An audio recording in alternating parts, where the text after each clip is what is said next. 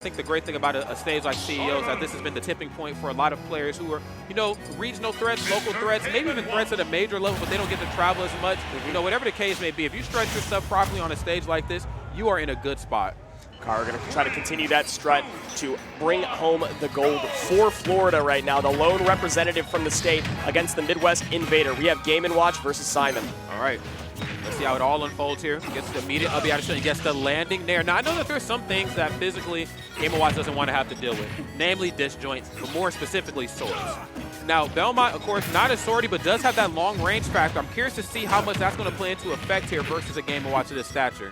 I'm interested that we went to Smashville for that exact reason. You do not get a lot of space to back up to play that spacing game. And you're going to get edge guarded with all that aerial space on the side of the stage. How did this one make it through the ban phase? Yeah, seriously. Oh, yeah. Oh, yeah. Oh, wait. I thought that was going to be holy water into like up tilt or up smash. He actually didn't even catch him. Didn't connect. That's interesting. Unfortunate stuff here indeed. Ploopy just flooping all over the place right now. Karu just really struggling to find some footing here in this match. Like we were talking about just a moment before, not a lot of space here to really reset neutral. Once you're in disadvantage, if you're a Belmont, you're going to be in disadvantage for a while, especially, when you get caught off stage. Yeah, and you can't get caught too deep off stage either. That is the key.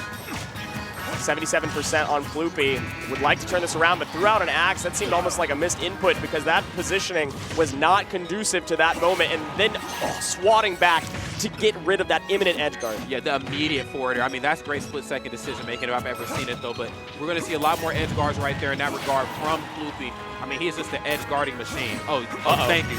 Oh, my goodness, and you're welcome. He tried to rip it right off of the ledge. You heard that in the audio cue. He tried to let the Oral Panic go, and I think Karu was just ready for it. Who are you feeling like? Jesus. Oh my God. This is the Game & Watch special. Toss out, up smash. Any smash attack is so hard to punish. It is.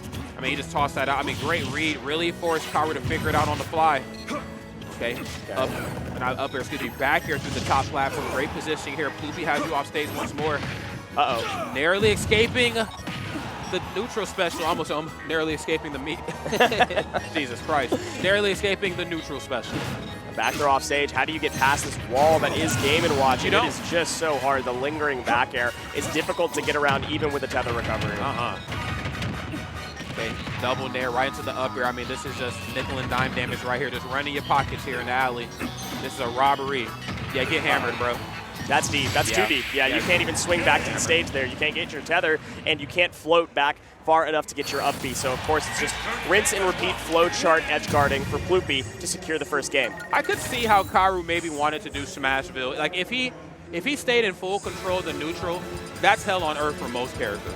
Like, I'm swinging, and I have options at every point of the map. I got, the cross coming back. I have, holy water set up a type of way. Then, of course, I have just the physical reach that can cover 70% of Smashville. But the problem is that if it's working, it's going well. If it's not working, you're getting beat. Like, there is no buffer in between.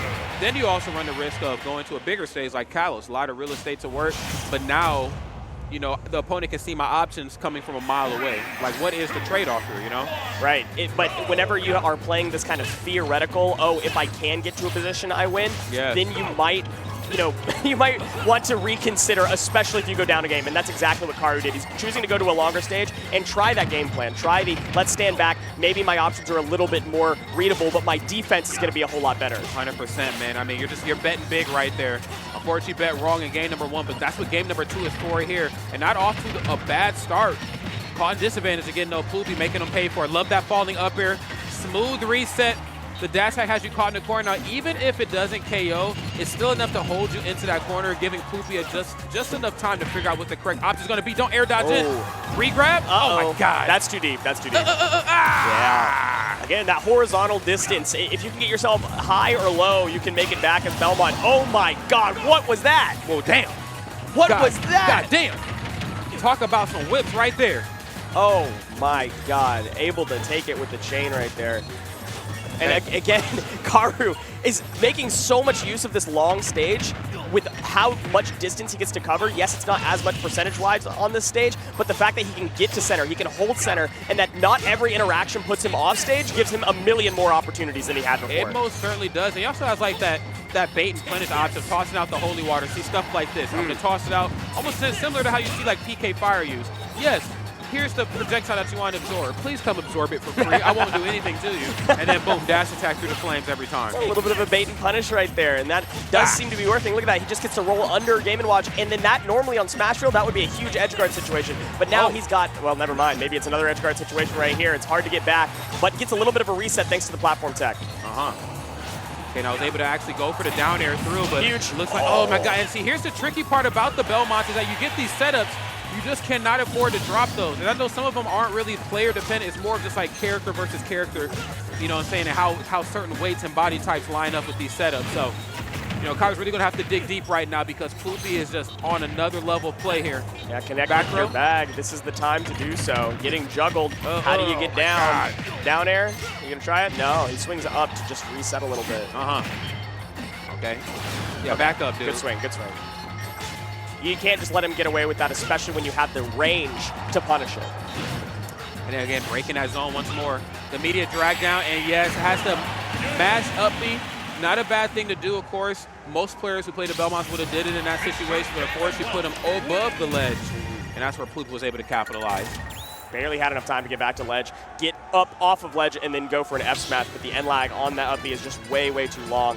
And unfortunately, Karu, even from the other side of the stage, loses the game. It's one of those things where, and I hate to say this because at the end of the day, like, a W is a W, an L is an L. But if some of those like conversions actually connected, like the holy water into up smash, you know, or even up air, we would have been in a much different position here. But again, that's kind of the risk you play when you play a character that's, you know, as meticulous as the Belmonts. I mean, when things are going well and like you're cooking, you are cooking. But man, when you are struggling to find those conversions, you are in the struggle bus. It's kind of like a glass cannon style of play where you have so many options, so many tools in advantage state and combos, but you're giving up pretty much the entirety of disadvantage. Yeah. And your poor airspeed and your poor floating ability back to ledge, and you're in poor recovery. Yeah, it's definitely a give and take. Oh, he's trying to give right now, though, and he does. I'm going to reach out and take this, though. Great stuff here on Karu's side. Great opener, too. Again, this is a character that you don't want to allow to have the opening because, you know, kind of becomes hell on earth. But Ploopy says, I care none about that. Okay, I'm about to equalize these stocks right here like Denzel Washington, man. Let me see something. Karu, though, covering the airspace, saying, Denzel, you cannot be in flight right now. Oh, delicious. Have a seat, though, bro. Yeah, you might be in some trouble. Oh, no. What? That was a swing and a half, but unfortunately puts him in a little bit too much end lag. I don't know if he had the jump there. Did he purposely allow himself to get hit with back air because he knew he wouldn't be able to connect with another long-range recovery in time? I got to go back and look at that. Yeah, we got to watch the bottom now. Yeah, that was actually insane. That was big brain. If that was the case, that was certainly some big brain stuff. Nonetheless, Ploopy right here, evening up these stocks, you know, in terms of stock counts, percents right here, getting a little out of control right now on Karu. There's the back air. That's yours, bro. Up tilt, no. Uh-oh.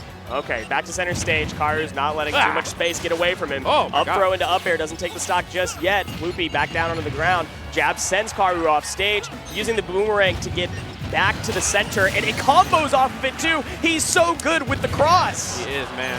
So I'm bringing Sunday service here to you, okay? It's Championship Sunday. You're going to meet the Lord. You're going to meet the Lord. Okay? Showing them how the sausage gets made in the corner. Hold up a minute. No, that's yours, man. Holy water? Oh, my God.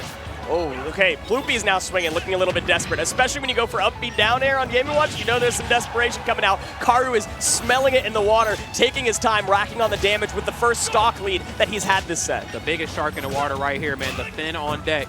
Try to hit with the down tilt, sneaky business. At this percent, that spells trouble for the Belmonts. Down air, though.